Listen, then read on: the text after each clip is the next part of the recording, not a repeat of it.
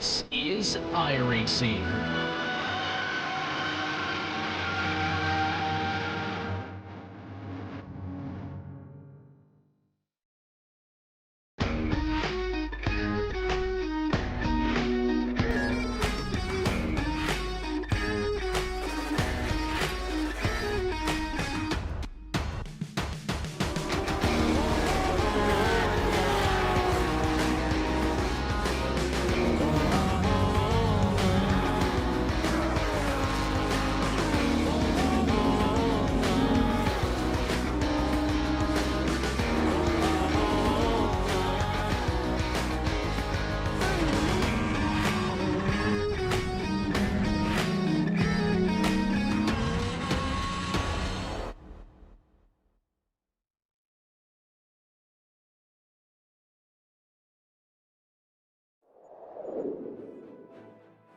The series' first visit to the Bend showed some were better than others at avoiding mistakes.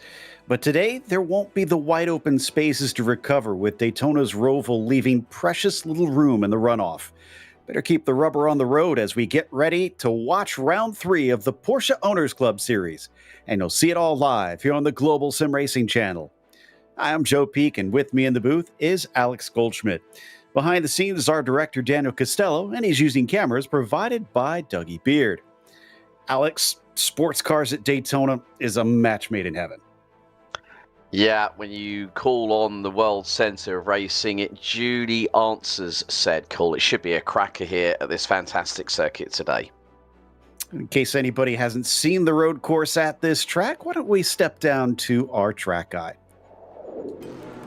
Welcome to the Daytona International Speedway.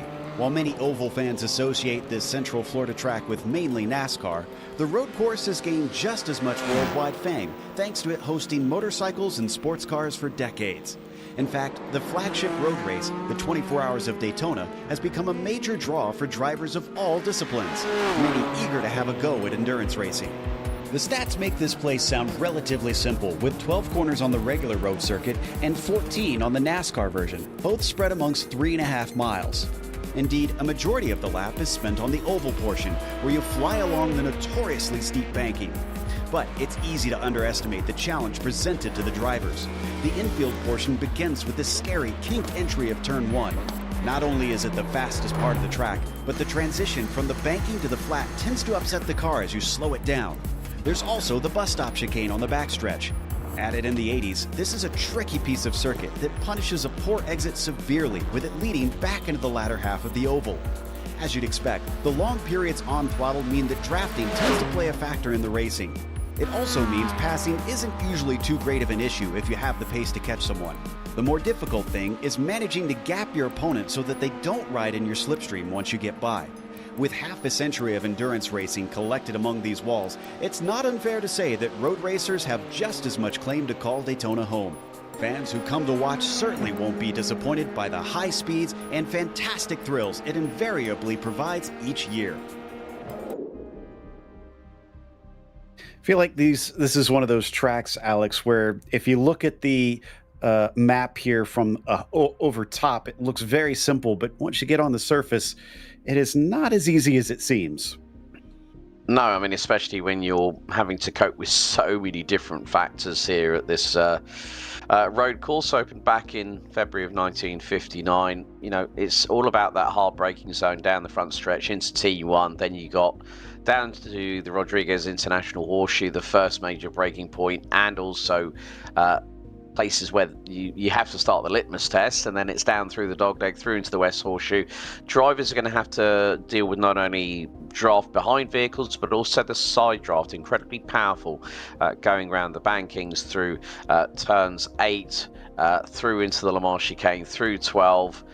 You know, we're going to see speeds north of 165, 170 miles an hour, and it is just about having that confidence and high speed stability, along with that little bit of handling that you need in a particular car that we're going to be using tonight. Absolutely. We'll talk about that in a little bit. First, though, we want to give a quick shout out to our sponsors, which includes Porsche. There is no substitute. Find out more at Porsche.com. And Top Gun Wealth, your retirement wingman. Contact them today for a complimentary financial review at topgunwm.com. That is topgunwm.com. So, championship currently sees a familiar face up at the top, and yet Dylan Scott has yet to take a victory so far this season. Still, 2 second places means he's got more points than anybody else. Chad Duncan got his first win in nearly a year last time out, so he comes to within 2 points of Dylan. Dustin Heindel also close in there. Also consistent with a pair of third places. Colby Isabel, we didn't see him last round, so his win sits him still at those 20 points, tied with BJ Fulton there in 4th and 5th. From there on back, it is still pretty close up and down through the field. We'll see whether or not today will start to separate things out amongst them as we get a little bit more variety over the finishing positions. And you talked a little bit about the type of car that we're running today. Why don't we go over the race details, Alex? Yes, indeed, Joe. It's round 3 out of 13, 40 minutes with a fuel limitation in the current generation 992.2 Cup car. 4-litre flat 6, 520 horsepower. Rolling start here at the World Centre of Racing, and each driver has 2 spare cars at their disposal. Hopefully we won't need to see them use it too much. Like I said, this track has a lot of barriers very close, including, of course, naturally on the oval portion of it on the banking. But thankfully, shouldn't see drivers really losing control. Although, out of the Le Mans chicane, it is not uncommon to see drivers wind up sending it into the wall on the either side of that little bus stop style chicane. Now, with qualifying seen only about 3 minutes left, Chad Duncan is currently our quickest, but the one I'm keeping my eyes on, Alex, is Dylan Scott versus BJ Fulton. 13 thousandths of a second between them right now. Yeah. I think also when you consider someone who was very consistent back in season 1 this year was the 82 car of BJ Fulton, as we see him along with, I think that was possibly John Romeo coming through into the Le Mans chicane, formerly known as the bus stop, before there was a nice little agreement between IMSA and the ACO to decide, right, we're going to change things up a little bit. So, yeah, this is going to be really, really interesting. But Chad Duncan, again, is just showing how much he has improved since season 1 on his qualifying pace. He's nearly 2 tenths up the road from this man here. And Dylan Scott, we always know, he is a back-to-back overall defending champion, and he's looking for the three-peat here in season 2. But we've got a long way to go, but a short time to get there, Mr. Peak. Absolutely, and as he comes through that Le Mans chicane, this is it. Essentially, you've made your bet, especially on that corner exit. It is throttled to the floor all the way to the finish line. Looks like it is relatively cloudy, and that's not helping the track temperature as much as you'd expect, because it's 111 Fahrenheit on the pavement right now. So it is a little bit slippery. Let's see if he can overcome that lack of grip and go quicker. It's a 46.682. That puts him just a bit closer to Chad Duncan, but only about 400ths farther away from BJ Fulton. It's all about finding those precious hundredths, maybe even half a tenth of a second. As we're now going to see BJ make his way through the 31-degree angled banking. And that's through the oval turns at the top of the circuit through the front stretch at the tri-oval. 18 degrees, and it's just as flat as a Dutch pancake on the infield, so that's going to definitely invalidate that lap, as BJ Fulton has to go left of the tyre stack coming out of the Le Mans chicane. But this is going to be the last chance saloon for these drivers to get their times on the board. But as we always know, Joe, it's signs to show, points to go when it comes to racing. Fulton, not sure if he's going to have to give some of that time back, but whatever the case, probably going to compromise the start of this lap. I don't know if he's going to be able to make it up in time. This man, 20 seconds, no, I don't think he's going to be able to get there before the clock runs out. This is probably going to be his last attempt. Once that clock hits 0 and you take that checkered flag, that is it. You can only finish the lap you are currently on, and now we're under 10 seconds. So yes, he is on his final flyer. Jad Duncan is in pit lane. He won't be able to respond if anybody goes quicker. He is our provisional pole sitter, but Dylan Scott is coming to the line. 46.682 last time across. What's this one going to be? 46.517. That is pole over Duncan by 1/4 of a second. That's the thing about qualifying here at the World Centre of Racing. You gather that pace, you gather that commitment and that confidence. And over the last couple of laps, well, Dylan Scott, no surprise there to get it on pole position. But the checker is out. The drivers are going to get the opportunity to close off their final attempts here in qualifying. A little bit of a wobble there by the Cookie Monster. Dustin Heindel, because he comes out of the Le Mans chicane, but now it's all hammer down, foot to the floor, as he comes through the final couple of corners and then through into the front stretch, into the tri-oval. And Dustin Heindel currently sitting in 4th spot, but he's going to abort that lap and bring the car down pit road. Yep, so nobody is going to attempt to change the order now.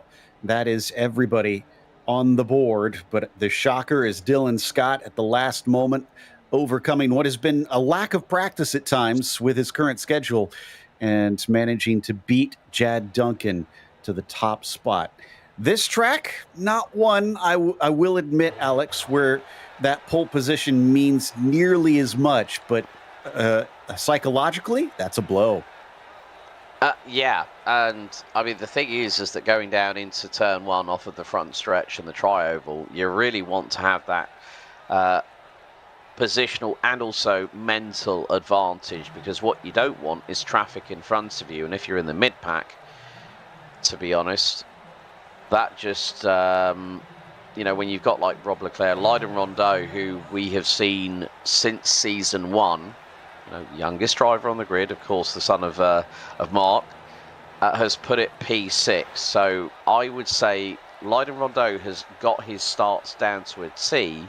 The racecraft is still in the work in progress stages for Leiden, but nevertheless, we do see some great moves from him, like we've seen. I mean, when we saw the bend, you know, a couple of rounds ago for the season opener, he was showcasing that he's not here now to make up the numbers. He's had his season of learning, but it's still a steep learning curve for him. Still trying to sharpen himself, but as we often say, it's one thing to try and make a consistent driver faster, but to be able to find the speed and then just try and ease into that tends to be where a lot of talent scouts want to go. Dylan Scott, though, he's already been found as a monumental talent here in this series, and we'll start from the pole once again. Jad Duncan next to him, going to see if he can try to beat him for the 2nd race in a row. BJ Fulton will be starting from 3rd. BJ still looking for his first podium this season, amazingly. Dustin Heindel will start from 4th. Then you've got Robert Leclerc in the 5th position, and then Leiden Rondeau starting in 6th. Mark Rondeau will be 7th. Adam Abrams rounds out your first 8 drivers. Yeah, then we turn the page. Chris Marciniak will be joined by John Momayer on row number 5, and Larry Haas with Alan Watts round out your 12-strong grid. The entirety of the field covered by just over 3 seconds. But as we said earlier, Joe, qualifying is one thing. Now it comes down to the 40-minute sprint race. It is a 40-minute sprint race, but we'll see at least one pit stop. They do not have enough fuel to get to the end, which made me wonder as we were preparing for this one, Alex, who's going to try and do something tricky with the fuel? This is absolutely a track where you can sit and wait behind someone if you've got close enough pace and have a much shorter pit stop in the end. I think the biggest danger on that is going to be BJ Fulton. We know that he is kind of the wunderkind when it comes to fuel strats, and he's normally one of the last to pit on the field. And it's kind of, you know, with the complexity and the nuances here at Daytona, it is about picking your moments. and how does the strategy work out. But when we go green for 40 minutes, anything's possible. Yeah, and him starting from third is a good sign for him, because he should hopefully be in that front pack. If he could just hang on to them for much of the race, not fight too hard, he could pull something special out here today. I don't think he's going to be able to get to the end on the fuel that they have, because it's just not enough. But a much, much shorter stop could mean he leapfrogs them and winds up out of reach on the slipstream, which is really going to be the key part, because it could come down to a last lap battle to see who takes the win. They may have nerfed the slipstream for these cars in recent seasons, but it is still pretty powerful around this high-speed circuit. Looks like the safety car getting ready to peel in. Dylan Scott has control of this 12-car group, and he waits patiently for Barney at the top of the tri-oval here at the World Center of Racing, and the green flag is now out. It's a short run coming down towards turn 1 at this circuit, but it often means it is frantic, as they have not separated into here. Deep into the braking for Dylan Scott. He pulls ahead of Jad Duncan. BJ Fulton will slot back into third, but he's going to try and fight it on the way out, it looks like.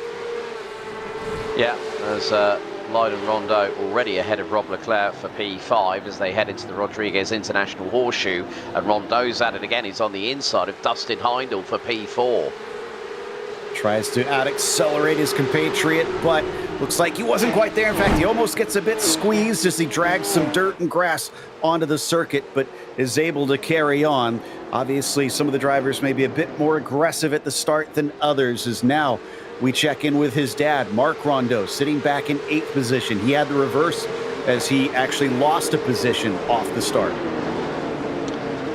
Yeah. And that's the thing about the start here, you know, with that 18 degrees worth of banking, you've got to be very much, you know, minimising traction slippage on the back axle, going through the acceleration zone. To be right on board with Mark as he's trying to go to the high side of the banking.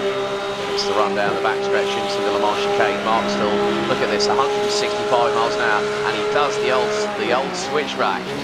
But at 171 miles an hour indicated on the brakes, down to about 80. As we've had a drama, that looks like Dustin Heindel went exit stage left and avoided the tyre stack. That's going to give him a slowdown penalty.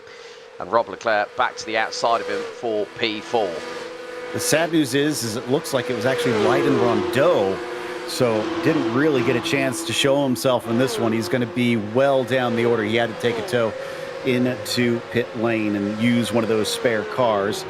Looks like we've already got a replay of that one up. To be fair to him, I've always found this to be one of the trickiest corners in racing, the entry here into Le Mans. Oh, he's done a Nick Tandy there, I'm afraid, straight on and stacks it into the tyres. That is a very second-hand number 10.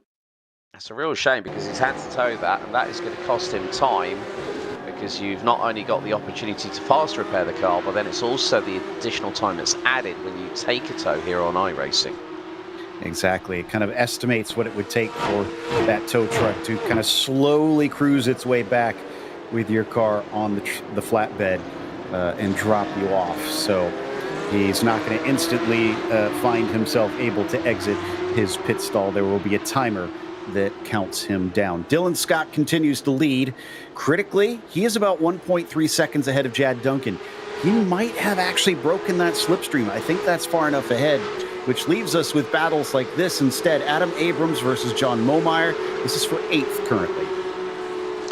Yeah, I mean, as you rightly said, Joe, with the 992.2 Cup cars, where they've sort of bought the tow effect, especially at a circuit like here at Daytona, you can still be anywhere up to 3/4 of a second behind, and that tow is absolutely mighty. We're going to get a replay coming in now, and this is Larry Haas, and this is, that is going to be sideways for the number 7, and left front takes the brunt of the battering heading into the tyre stack. I think that was coming into turn 5, and yeah, well, that's all she wrote there. So Larry, another one that has been bitten by the barriers here at Daytona. But as you rightly said, it is just about trying to get your way around this circuit. As John Momeyer around the outside of Adam Abrams. This could be the run down into the braking zone into turn 1, and John goes very, very wide, turns it in. nearly cuts across the front of Adam, and they are still wheel to wheel through 2 and 3. This is going to be very close, but John facilitates the move, gets it done, and gets on the brakes for turn 4 at the Rodriguez International Horseshoe, neatly hitting the apex. Yeah, Alan Watts is still close behind, trying to see if he can make good on those two battling. He knows that they're going to cost themselves a little bit. Just in front of them, coming up around the Western Horseshoe, this is Robert Leclerc in front, although off the circuit.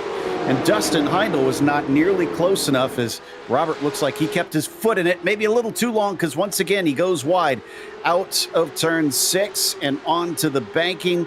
He will hold on to the spot, but the 710 is looking a little all over the map. Yeah, managed to maybe mow the grass with the front splitter on the 710, but look at the run that Dustin Heindel has got. Did say that the slipstreams might have Daytona down the back stretch into the braking zone. Dustin having to lift off the throttle and then get on the anchors, but nice and neat and tidy. By these two, battling over P4. But yeah, I think the thing is that Dylan is now starting to control what is a 1.5 second lead, but we have seen so much of where Dylan has led the race for the first half of it, and then when we get to the pit stops, we have seen it where some of the drivers have been able to undercut him, and then Dylan's found himself on the receiving end of an attack. A little bit of a look down to the inside. I think that was Larry Haas coming back out of pit lane after he took his spare car that we saw for a brief moment. Leclerc still sticking back behind Dustin Heindel, or excuse me, Heindel now past Robert Leclerc, I should say, and trying to see if he can run away. They're being caught by Marc Rondeau and Christopher Marciniak. But another one I just want to touch on, we don't have to go there right now. Fulton has been riding on the coattails of Jad Duncan. Remember who you were saying you need to watch out for on fuel savings. So keep an eye on that 82 and how many laps he goes before he pits. That's one of the things, because you can be at around about 75 to 80% full throttle, as opposed to Jad Duncan, who is trying to chase down Dylan Scott. And that gap now, Joe, is expanding to just north of 1.6 seconds and is increasing pretty much on most of the sectors. But Jad Duncan this time around through sector 1 was quicker than Dylan Scott by just over 2/10. Loses a little bit of time through sector 2. But the thing is that Jad Duncan is effectively pulling BJ Fulton around the track, and that is why you see this man in the wonderful Martini liveried number 82 car. Always never count out this man. I mean, in season 1 he was also very much Mr. Consistency, and I don't think did he pick up a win last season? I can't quite remember, but he was very much in the podium spots for most of that calendar. He did not pick up a win. It was all second and third places. However, he was only off the podium in all of his appearances twice. Now, 4 times total he was off the podium. 2 of those he did not show up. So his strike rate is pretty darn impressive. Like you said, just amazingly consistent throughout. And it wound up putting him second in the title fight behind Dylan Scott. And second is great, but I think he wants a win.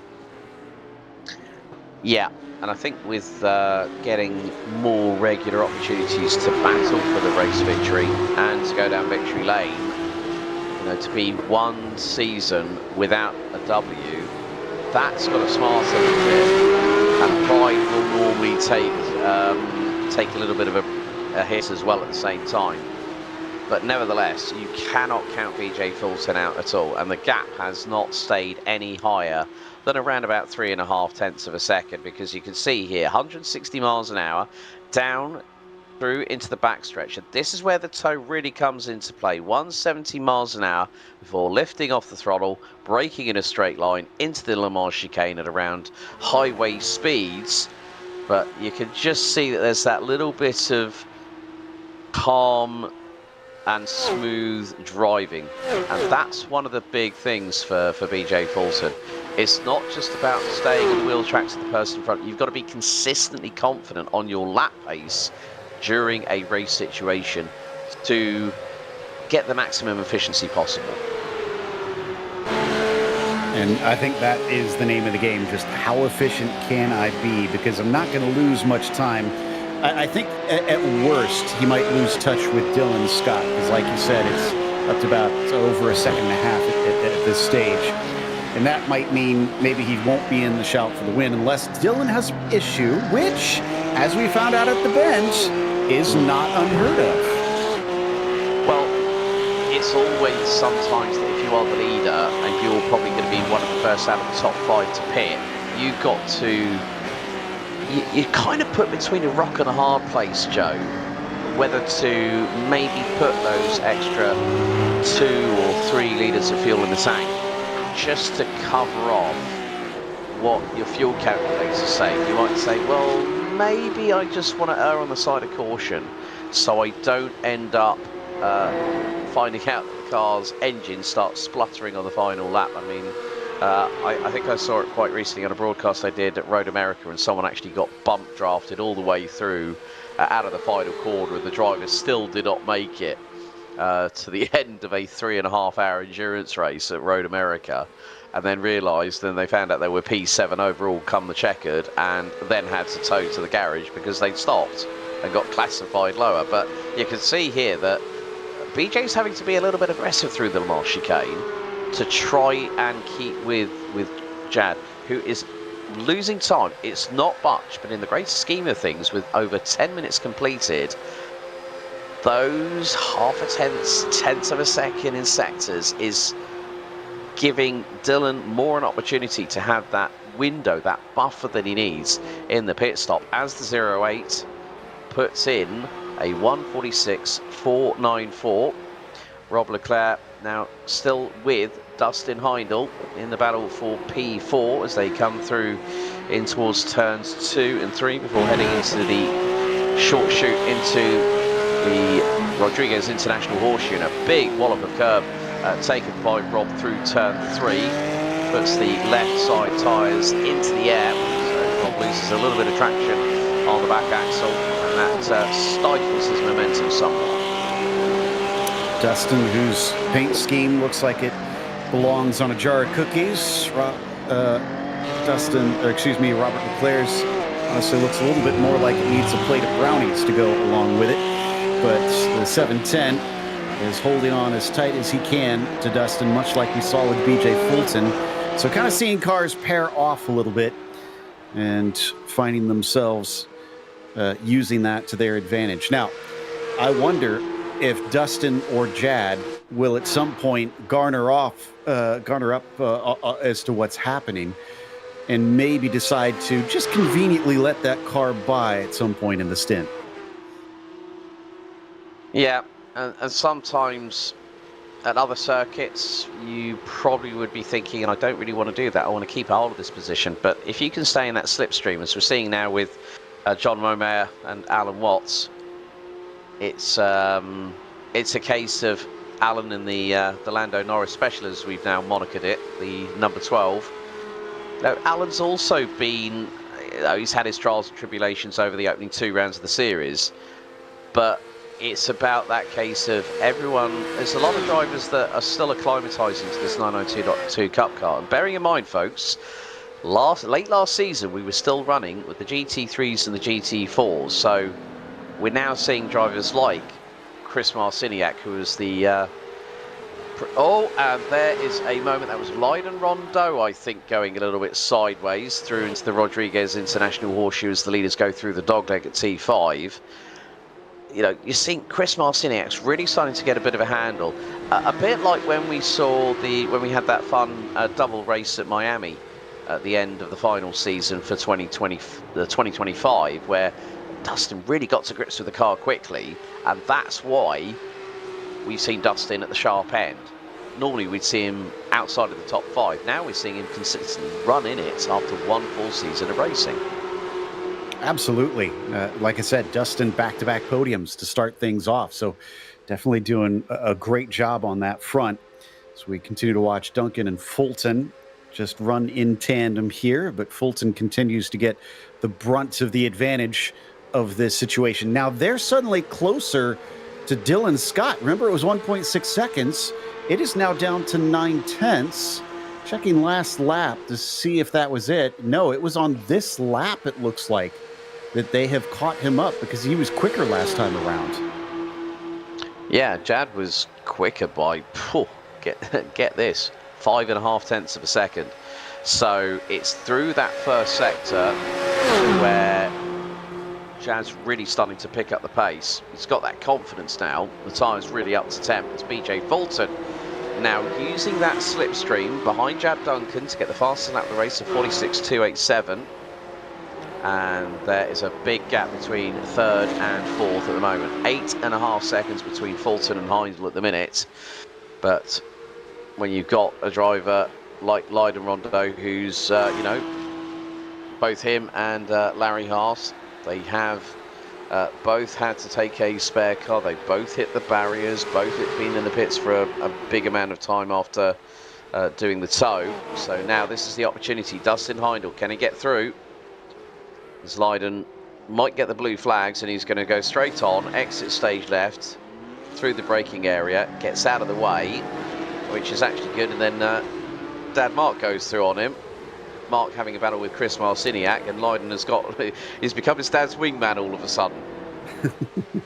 Yeah, Chris is going to try and sneak underneath, which he does, so yeah, nothing too nefarious going on there. I almost wondered, because I thought I saw some dirt being kicked up by Leiden, if maybe he accidentally pulled off to the left-hand side there, coming into the Western Horseshoe by getting a little bit of loss of grip. John Momeyer suddenly going slow out of turn 6, and that is a common place to have issues. I think he had a little bit of a half spin from what I can tell. Let's see. Yeah, so it's oh yeah, you're right, there it is. And Alan instantly cat-like reflexes there, but look at this. BJ Fulton now has decided, I'm sick of looking at Chad Duncan's rear bumper, and wants to now go hunting. So a little bit of change in the strategy for the 82, so change for P2 now. And I'm wondering if Jad has decided, I'm going to employ the Fuelmeister's strategy here at Daytona. I'm going to let him pull me around the track for a change. And you know, that was honestly my first thought. It wasn't that BJ Fulton decided to enact the move. It was that Jad Duncan forced him to go on by, because he realizes, like I said, what he's doing up there. Now, I feel like it's a little late to do that, because now they've caught up to Dylan Scott, who's finally picked up his pace once again. So I feel like it would have been better if he had let him by earlier. Now he could have had an opportunity to actually pull on Dylan Scott's toe instead, but I guess it doesn't hurt to have a double toe with both BJ and Dylan in front of him. But we'll see what the case winds up being, and if they continue to catch up to the 08 car, whatever was slowing him down. I almost wonder if Dylan also was intentionally trying to ease up, realizing he's going to have a much longer pit stop by the time he gets to the end of his fuel. So all kinds of what ifs that we just aren't privy to right now as to who is employing what strategy fuel-wise. Yeah, especially as we're now about to hit half-time here, Joe, and it's quite crucial about the next probably 4 to 5 laps. They'll be keeping a keen eye on the amount of litres per lap that they're using, because there's a lot of full throttle involved here at Daytona, quite deceptive from what a lot of people might think. They go, oh yeah, well the infield's going to slow you down a bit. Well, you're still pushing 10 tenths, maybe a little bit beyond, as long as you do not exceed the limits of physics and also track adhesion. So we got an interesting twist in this, I just realized, because BJ Fulton has the fastest lap of the race.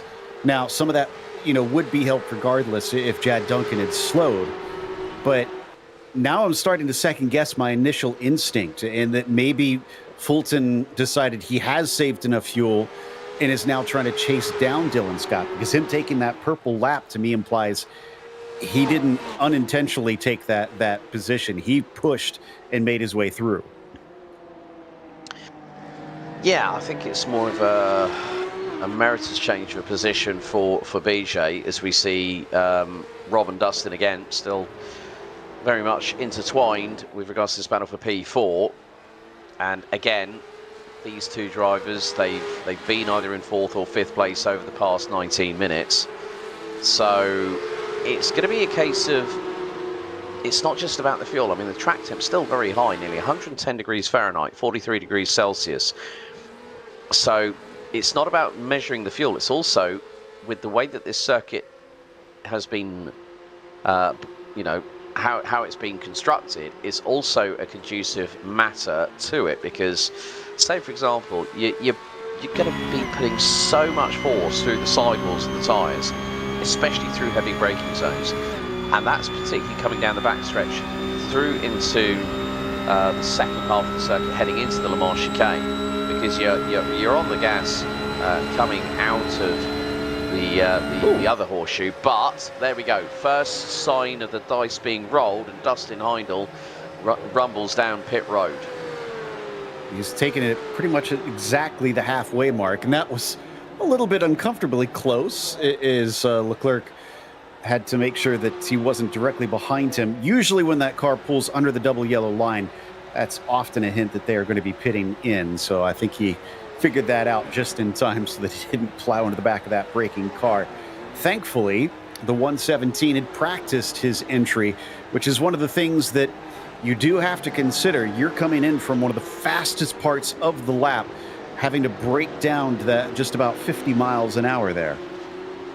Yeah, and also you've got you're on the inside of the barriers through turns 1, 2 and 3, so you've really got to wait until you can gun it out of pit road, and then you're quickly on the anchors, like you're going, oh, second, third, fourth, oh, down to second again for turn 4 at the Rodriguez International Horseshoe. But still, with 19 minutes to go, the gap is stabilising between Dylan Scott and BJ Fulton. But through the Le Mans chicane, BJ is a little bit more aggressive on the brakes, so the relative delta decreases by a good 2 to 3 tenths, pretty much. And now that gap is starting to extend as Dylan gets that good run of momentum coming out of the second half of the Le Mans chicane. You've got to be very much picture perfect through there. You can't, I mean, I think we both still remember when you were nearly able to straight line that chicane, but not anymore.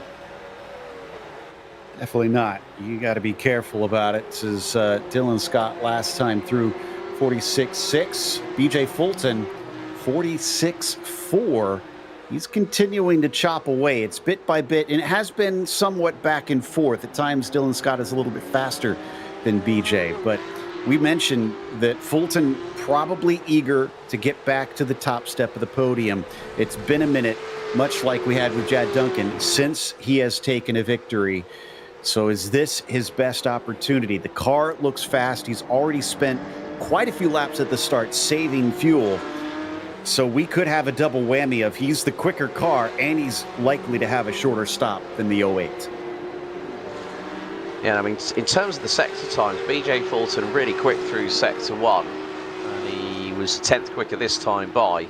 But then Dylan Scott seems to be really good on the middle sector. So gains about most of that back. So it is a bit of a paradigm shift between the two. But then it kind of evens out in that final sector because everyone's at flat chat going into the tri-oval as the camera gets rocked by Dylan Scott as he roars past it on the back stretch. But again, it is just about that corner exit, that chicane exit from Le Mans. That's where Dylan Scott is able to just keep that throttle buried on coming through the second half, because coming through into the first half, you're decelerating, you're doing a little bit of left hand down, and then it's more the case of just teeing it up nicely for that corner exit and then getting that early power application.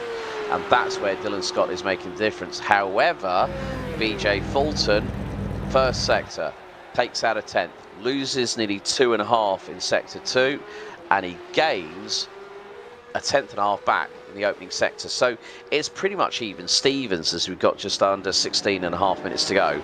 But the question is, Joe, when are these drivers going to be pitting? It is going to be on the bubble. Yeah, I think we'll see 2 or 3 more laps before most of them probably will start to come in.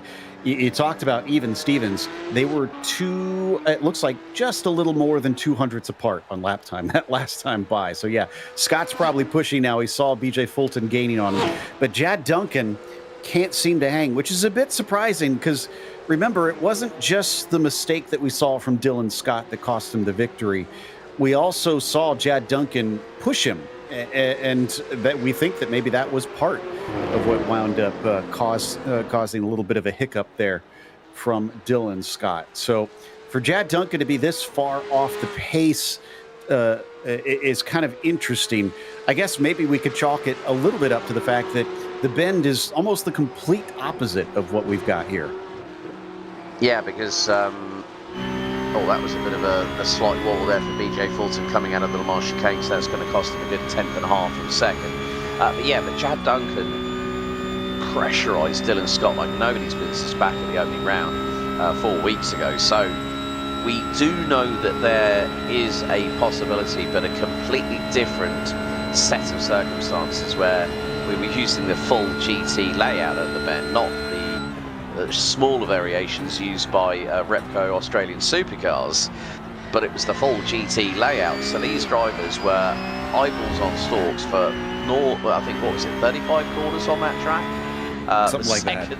Yeah, and like we've seen POC compete at the Nürburgring before at the Nordschleife, but then for the opening round we go to the second longest track in the world that's currently in operation, and with 35 corners, that is the Australian mini Nürburgring, so everyone had to be on their best behaviour, and it was just the pressure plus also the technicality of the circuit, and it was a new track for everyone to learn, so everyone was in the same boat. Had a couple more takers in pit lane. Mark Rondeau finds his stall. John Momeyer is in there. Alan Watts is as well. Watt's been having a pretty good day. His best finish so far this season was a 7th last time out. Let's see if he can match that one. Momeyer just finishing up taking his fuel, but it was a long one. Compare that to Dustin Heindel with 10 seconds. Momeyer, 13.2. Yeah, so maybe John putting in that little bit of buffer of extra fuel in the tank, but meantime, Lydon Rondeau, I think he might have had another drama because that car has been in pit road for over 9 minutes, and we did see him early going through into the Le Mans chicane, hitting the tyre stack, so maybe that might be his race done and dusted, and that's a real shame for the number 10. Looks like he has more than likely called time because the car not showing up in pit road, so might have left the server. But nevertheless, we've still got 11 runners and riders. 13 minutes to go. BJ Fulton, I think, might be on the bubble here, Joe, because he's now 1 3/4 seconds behind Dylan Scott. And the last lap time, very reflective of that, half a second between the pair. And Dylan Scott did a 46.651. BJ Fulton, 47.157. Jad Duncan, 47.018. Dylan Scott heard the message. He's turned up the wick. BJ Fulton unable to hang now. He is still about the same distance ahead of Jad Duncan. That's good news for fans of BJ, so he's not being caught too great there. Alan Watts, in the meantime, is fighting for what is currently 9th place. We do still need a couple drivers ahead of him to take their pit stop. Looks like Chris Marciniak going to be the latest, who is now in pit lane off the back stretch onto the trioval. You see those cones? They have to be above those cones onto the banking, or else they will be getting a cut course penalty. It will be considered out of bounds. So you have to stay over the double yellow line there. Will either of them pit in? No, these two have already pitted, excuse me. So they'll stay out and they'll continue battling here. Yeah, just looking at the relative deltas between drivers.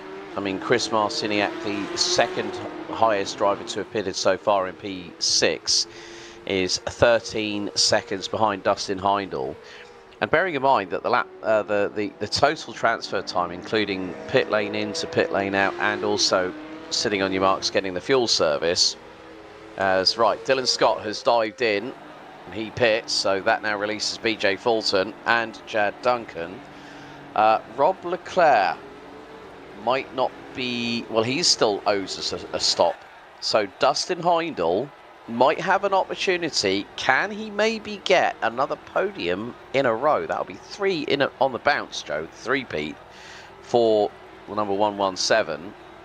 But it just depends on how brave these drivers want to be. Dylan Scott, 11.4 seconds stationary. And he comes out of the pit lane. It's probably going to be around the 48-second mark, maybe, by the time he gets out of the pit lane. 43.379. So that has given him a good old opportunity. Meantime, Rob Leclerc's got to watch out for Dustin Heindel. Exactly. That's what I was going to say, because I remember they were battling each other before the pit stop, and it looks like it's going to be the same. Oh, no, he slides into the wall on his exit. He's got to hope that he does not have damage to the right-hand side of the car, but it will cost him the spot to Dustin Heindel, who emerges about 1.5 seconds ahead after the pit sequence is over. Dylan Scott, for reference, 11.4 seconds stationary in his pit stall. We still have to wait for the other two fighting with him to come and pit as we get a nice battle down into turn 1 between Watts and Momeyer. Watts trying to go around the outside, holds tough, and he just about finds the grip. It's a drag race down to the horseshoe. Oh, but he bumps over the curbing. Momeyer does exactly the same coming out of 3 into 4 at the Rodriguez International Horseshoe. Alan Watts takes the tighter line. Can Momeyer keep the traction down? He's very, very close to running off the circuit. But no, Watts and Momeyer, that was nearly a Glock versus Paffett DTM 2018 moment right there. As BJ Fulton finally dips in, so does Jad Duncan. And now it's a case of how quick can these fuel stops be? Both of them hit their markers here in pit road, and BJ Fulton has already been fueling up for about 5 and a bit seconds. So this is going to be close. Dylan Scott is not that far away. He's about to come across the start-finish line. And BJ Fulton, this is going to be close. High speed, Dylan Scott comes through. He's going to get through on Jad Duncan, BJ Fulton. Now we'll get the opportunity to light up the rear tyres. This is going to be down to the bubble, and BJ Fulton has just made it in front of Dylan Scott, but the race really begins now with 8 3/4 minutes to go. But critically for Dylan Scott, he is within the slipstream. This is going to be a fight to the end. Let's see how aggressive he wants to be now that he's already been out and the tires are back up to working temperature. Remember, they don't change the tires, but they've been sitting and cooling. It was about 2 seconds quicker for both Fulton and Duncan over Dylan Scott. There is the difference. If you're Dylan Scott pushing the air on his lonesome up at the front of the field and sucking up more fuel. Fulton and Duncan. Oh, the spin! Second race in a row that Dylan Scott has made an unforced error. It's getting on the power a little bit too early, and maybe a little bit of aero wash compromising his exits, but, well, what can you say? BJ Fulton, as soon as he saw those green cones in the pit lane, he said, right, now's my opportunity. And that is a real shame for Dylan. But again, it's just part and parcel. He had that sense of urgency about him, and then coming out through into turns 6 and 7 before heading into 8. We're going to have a look at the replay here. So they turn through, and it's a bump on the curb that unsettles the left front. The back end steps out to the right, and that's it. Dylan Scott loses control of the 08. So I checked, and the last time BJ Fulton won was round 11, I believe, of 2025. It's season 1. They do 2 seasons a year in this series. So it's been a year and a half, effectively, since we've seen him on the top spot, maybe a little less than that. It's certainly been a long wait, a lot of races for the 82 to take a victory. And the other critical factor in all this, because Dylan Scott had that moment, that means that it's 2 seconds back to Jad Duncan. If he can keep out of arm's reach from the 83, he could have this one locked down. Yeah, I mean, bearing in mind we're now on our next lap 20 out of 20 out of a potential 23. So the good thing is that BJ can control the race pace as he sees fit, but not lose too much time to Jad. And they pretty much match each other through the first sector. Low 45.7s from the pair.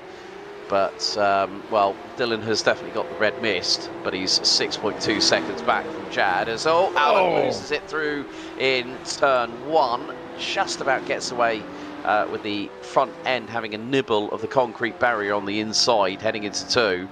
But again, it's just now where this circuit is so mentally and physically taxing, especially with the amount of high speed, heavy braking zones, tight turnings on corners, and you've got to watch out for those curbs as well. We saw that before between Momair and Watts a couple of laps ago when they were wheel to wheel and side by side for the briefest of moments. But BJ Fulton looks to now have hit his stride through the tri-oval and will complete lap number 20, leading gap now 2.4 seconds.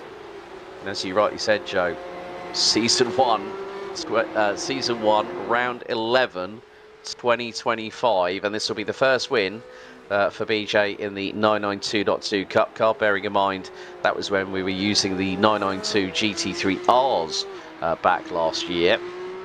So finally, the wait is definitely going to be worth it. And he's got to get there first.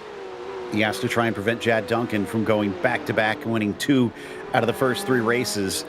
But if BJ does win, that will mean 3 different winners in 3 races to start this season off. For the impartial viewer, exactly what you've been asking for. A very even fight for the title, at least as it's shaping up in the early stages of this season. Question is, can BJ manage to do it? Last lap, they were nearly the same, down to about 0.03 of a second that time around. But it looks like Chad Duncan may have had a couple hiccups, because I think he's lost half a second in this first part of the lap. Yeah, well, he's lost pretty much nearly 0.2 over the opening 2 sectors, as they are now into sector 3. And yeah, definitely a little bit of red mist for Dylan, I'm afraid. You know, he definitely turned up the wick at his last lap, was a 46.6. So I think at the end of the day, yep, it's still going to be a roster and finish for Dylan, but he's going to be absolutely kicking himself, because with the amount of experience these drivers have had on iRacing, this circuit, mistakes can be punished heavily, even if it is a quarter spin like we saw with Dylan through out of turn number 7. Sure, Scott's saying to himself, I didn't want to finish second again, but this is not what I meant. A 3rd place, still not ideal for a title defense. Try to make it a 3-peat of championships. Dustin Heindel, who you mentioned, had an opportunity to maybe get onto the podium. Obviously gained a lot of time from Dylan Scott's spin, but he's still about 11 seconds back from the 08. So I don't think he is quite close enough unless we have another major drama. Even still, a 4th place and 2/3 to start things off is nothing to scoff at. No, not at all. And that's the thing. Consistency can help you in the long game.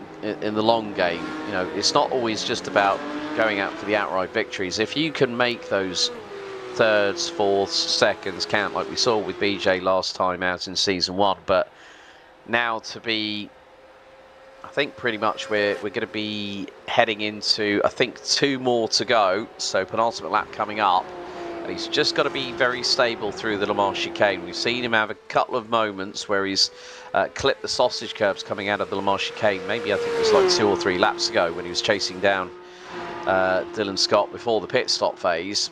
He did have a little bit of a wobble where the back axle was not getting the traction down out of the Le Mans chicane. But, you know, to finish first unit's finish, as you rightly alluded to, Joe, and BJ Fulton now has 2 laps of the circuit here at Daytona to finally get that lovely taste of victory lane. Unfortunately for him, it's going to be a little bit close, but he cannot afford to slow down to try and lessen it by 1 lap. So hopefully he got those fuel numbers right. And last time by, Duncan was quicker by about 1/10 of a second, but 1/10 at a time is not going to be enough for Duncan to try and reel him in. He needs to take big chunks here from here on out to try and run him down. We could have a fight, though, for 4th, because Heindel suddenly sees Leclerc start to reel him back in. Yeah, and this has been, I think, pretty much one of the closest battles that has gone on all race long. And it's great to see Rob Leclerc also having a little bit of success in his own right. But I think at the end of the day, the way things are going for both Dustin and for Rob, you know, they're pretty much on the same level, but it's always about the layouts of the circuits. And that's where the true test of the driver skill comes to the forefront. BJ Fulton, a 45.6 through sector 1, 45.5 for Jad Duncan, and then the ledger balances itself. But, well, BJ Fulton out of the Marsh chicane for the penultimate time here on lap 22. We're about to get the white flag here, Joe. One more to go for BJ Fulton as he's starting to feel the nerves inside the cockpit. Since we were touching a little bit on Rob Leclerc, he has not had a good season. He only attended the first race, and that was only in 9th place. He was not able to be here for the last round in Australia. One more to go for the 82 as he brakes for the final time down into turn 1. The gap still at 2.3 to 2.4 seconds, and they were once again extremely close on pace. Jad Duncan only slower by less than 1/100th of a second. And one of the things we talked about at the top of the show, Joe, was about qualifying not going to decide where you're going to end up finishing. And BJ Fulton, you know, didn't out-qualify Dylan Scott, but the race saw a different dynamic occur as he's making his way out of the Western Horseshoe.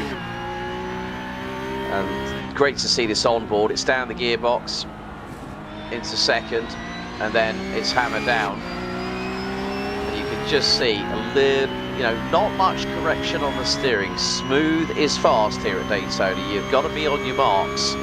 As now it's going down the backstretch for the final time, for the final run into the Le Mans chicane. And I don't know about you, but I love curious stats. We talked about qualifying not being important. Well, the podium, if it finishes as is, will be a reverse of how they gridded up. 3, 2, 1. So BJ Fulton definitely proving that true here.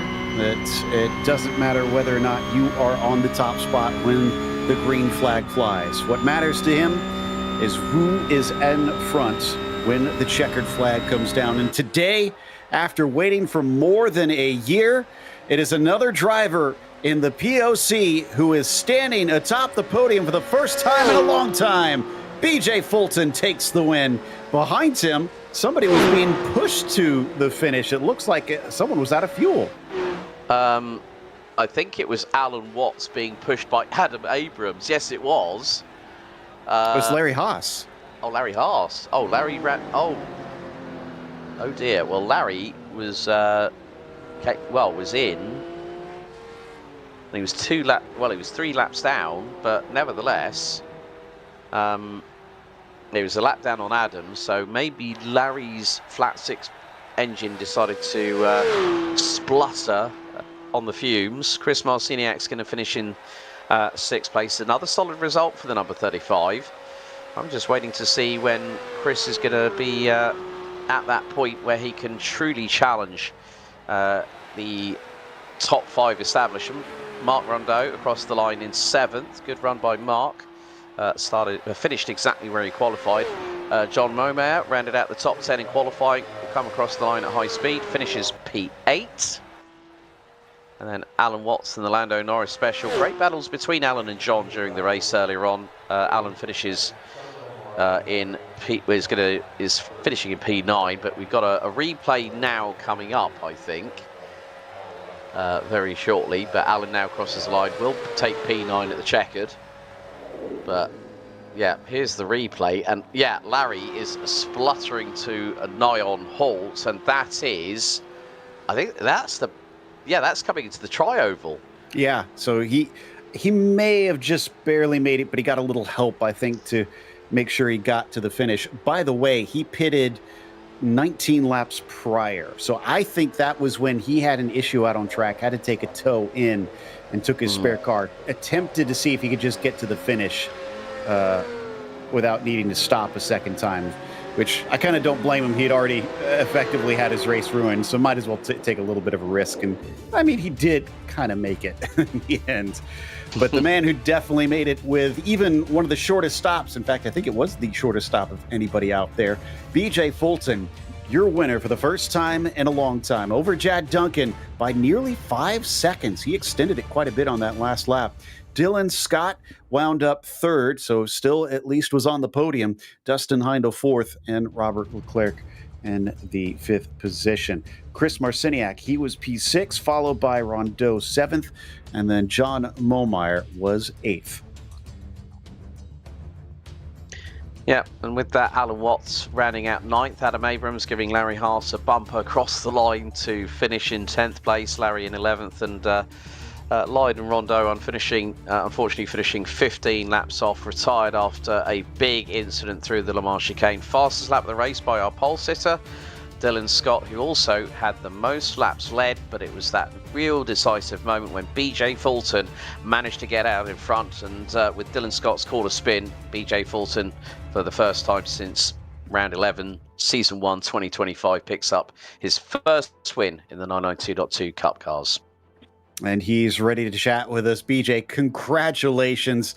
Like we were talking about it last round with Jad, it's been a minute since we've got to talk to you as the winner. What does it mean to finally get back up on top?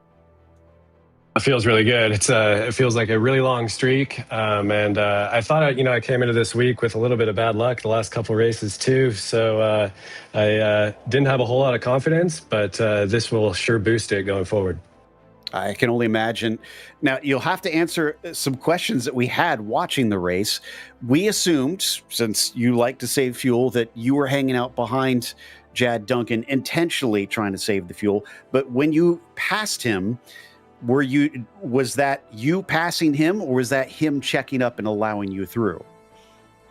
I would say it's a little bit of both. Mostly me getting a really good run on that particular lap and getting far enough beside him that, he decided, not to fight it and drop into my draft. I was definitely trying to save fuel that whole time behind him. I was, 60, 80% throttle on the straights even sometime. So once I got past him, though, it was just full pedal to the metal trying to catch Dylan. And I'm sure you were preparing yourself for a fight with Dylan, especially after emerging from pit lane right in front of him. Talk us through what was going through your mind, both as you emerged from pit lane and then his mistake. I was really, expecting a battle, especially that first lap coming out of the pits, and really surprised to see that mistake because he had been so consistent all those laps I was chasing him. But he didn't have any of the practice laps, behind the other's big wings, and I think that caught him off guard a little bit. That's a good point. The aero wash, kind of a big factor in this car. Well, again, a huge congratulations. Savor the victory, sir. Yeah, thanks a lot. Good talking to you. BJ Fulton, your winner in the number 82 today for round 3. Behind him was Jad Duncan, and Alex has caught up with him. Well, Jad, still, nevertheless, battling for the race win with BJ and Dylan. You come across the line in P2. Sometimes pace doesn't always go your way, but nevertheless, a consistent run in the opening 3 rounds for you. Yeah, this isn't my type of track. I definitely like last track better. That Shell at the Bend is my type of track, not Daytona. But still, nevertheless, I think when you and BJ came in at exactly the same time, you both were stationary for the same amount of time. But as you said, Daytona is a bit of a different animal with regards to when you were able to put Dylan under so much pressure and get the win at the opening round of season 2. The tracks coming up might be able to help suit your driving style a little bit more and maybe put you in contention for potential future race wins. Yeah, I like Laguna Seca a lot more. And the weather forecast was for rain today, which also made it interesting because I kept looking at the forecast. Is it going to rain or is it not going to rain? And a lot of interesting things about this race, but it was a good race. Didn't quite have the pace. I thought BJ might, so I kind of let him go by to see if he could catch Dylan early on. He couldn't really catch him either until the pit stop. So it was a fun race. Yeah, well, hopefully it might be time for that smug face, as your livery quite says, if we see you back in victory lane. But nevertheless, Jad, congratulations on a second place finish here at Daytona. Thank you. Last but not least, of course, we've got Dylan Scott, who did manage to finish on the podium for the third race in the row. Unfortunately, it was third today. Dylan, we heard some speculation from BJ that may have been some of the aero wash that caught you out that caused the half spin. Is that what you attribute it to? Yeah, I think so. I mean, I wasn't necessarily trying to go too hard, too quick. I added an extra 0.2 gallons of safety margin and fuel. That's probably the difference between pulling in behind BJ versus being in front. I wish I didn't second guess myself and add extra fuel. So, yeah, I mean, ultimately driver error. I actually went back and took a quick look at the replay, and it's like, the line looked normal. I seem to be following in BJ's wheel track. So I guess if we're both on the limit, that's it. Lose a little aero and around she goes. Now, for us, I feel like it's telling that we say things like, oh, it's 2 seconds and a third, and it's suddenly kind of off form for Dylan. Most drivers would kill for that kind of result. How do you take the first 3 races of this season? What's your opinion? Yeah, I mean, remember last time I said to you I need to join earlier and get some practice in on the night? Well, checkbox 1, right? That was the first step.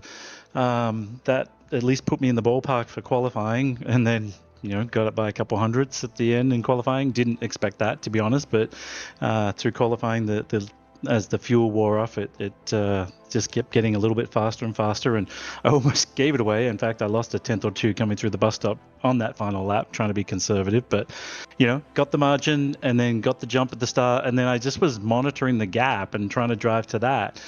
I think the big mistake was literally just adding an extra 0.2 margin of fuel. I should not have done it. That's on me. I should have had a little more, steel in my nerve and said, we'll be fine. Even though, it's always BJ and his fuel saving, right? So I was like, he's back there and he's fuel saving, but am I going to make it? Because I'm out in front. I should have just added my usual 0.4 and I would have been fine. So it is what it is. Yeah, and like you pointed out, it does seem to be very small margins that decide it these days in this series. But still, congratulations on 3 straight podiums to start things off, and I guess we'll see you over in California. Yep, appreciate you guys. Thank you to GSRC, POC, and my kids, Nico, Luca, Aurora. Love you guys. Thank you, guys. That was Dylan Scott, your third place finisher today. And we're also going to wrap things up with some thank yous of our own. Big one goes out to our sponsors, Porsche. There is no substitute. Find out more at Porsche.com. And Top Gun Wealth, your retirement wingman. You can reach them at TopGunWM.com. Also, a thanks to the team today, Alex, Daniel, and Doug. And make sure to subscribe to our YouTube channel so you don't miss a moment, because in 2 weeks' time, we're going to cross the country and head over to Laguna Seca. Up next on the channel, though, we have some racing with Skip Barber at a very interesting track for those cars. It will be at Charlotte Motor Speedway, a different Roval, but definitely a little bit big for those tiny little things. Be sure to check out all of our other broadcasts listed here on your screen. Until next time, though, race clean, race hard. We'll see you on the track.